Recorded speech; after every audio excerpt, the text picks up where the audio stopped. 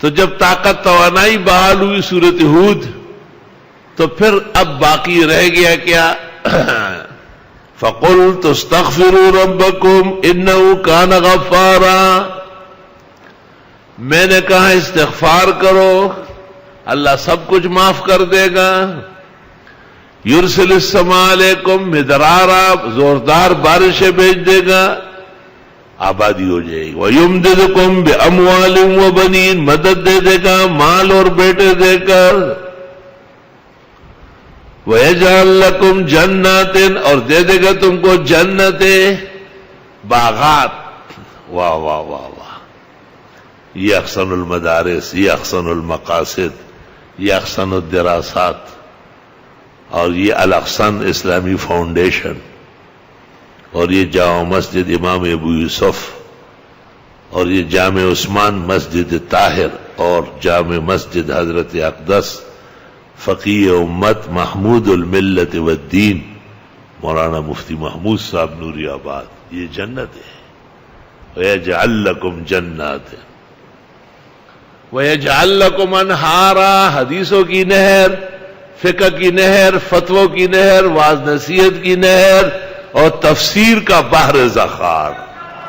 وَيَجْعَلْ لَكُمْ أَنْهَارًا مَا لَكُمْ لَا تَرْجُونَ لِلَّهِ وَقَارًا، تمہیں ہوا ہے کیوں نہیں سمجھتے ہو بات کو؟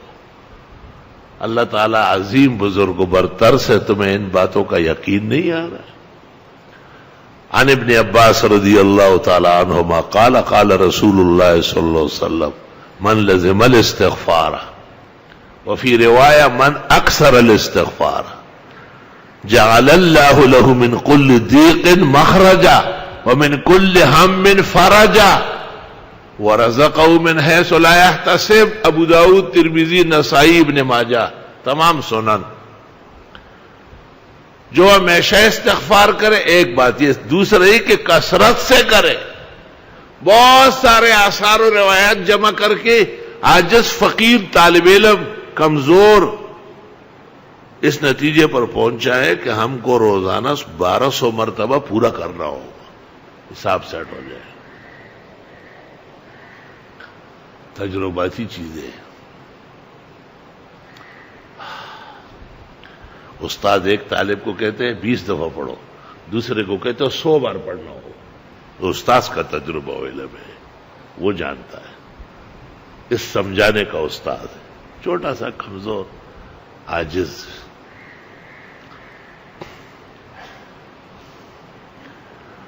تو غم بھی دور ہو جائے گا، مشکلات بھی حل ہو جائے گی، اور ایسے ایسے خزانے اور رزق اللہ نصیب کرے گا کبھی آپ نے سوچا بھی نہیں ہوگا۔ تو استغفار بہت کرو، خوب خوب استغفار کرو۔ اللہ تعالیٰ طالب علموں کو، تفسیر میں شرکت کرنے والوں کو، عرب و عجم کائنات کے 70-75 ملکوں کے مسلمان جو اس کو سن رہے ہیں اور اب تو دیکھ بھی رہے ہیں، تھا جو ناخوب بتدریج وہی خوب ہوا کہ غلامی میں بدل جاتے ہیں قوموں کے ضمیر۔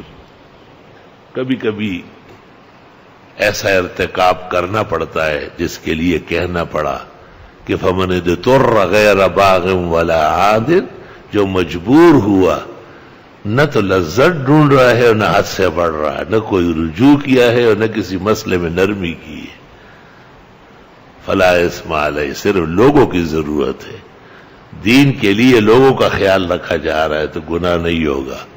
فإن اللہ غفور الرحیم۔ یوں سمجھ لے کہ استغفار کا اہم میں مہم دفع مضرت انفال، جلب منفعت، سورۃ ہود اور دیگر سورتیں، اور تتمہ و تکملہ انعام سورۃ نوح۔